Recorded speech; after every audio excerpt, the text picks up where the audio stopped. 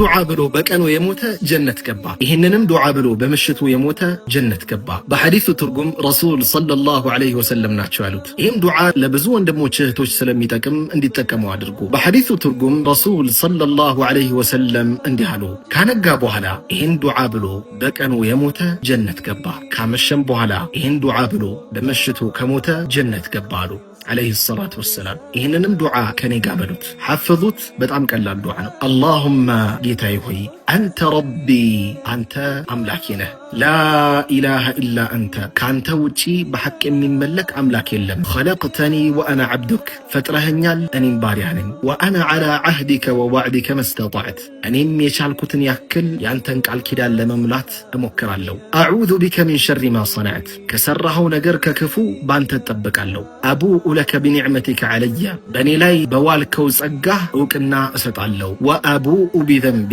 ኃጢአቴንም እናዘዛለሁ ወይም ወንጀሌንም እናዘዛለሁ። ፈግፊር ሊ፣ ማረኝ። ፈኢነሁ ላ የግፊሩ ዙኑበ ኢላ አንት፣ ካንተ ውጪ ኃጢአትን የሚምር የለም ይላል ዱዓው።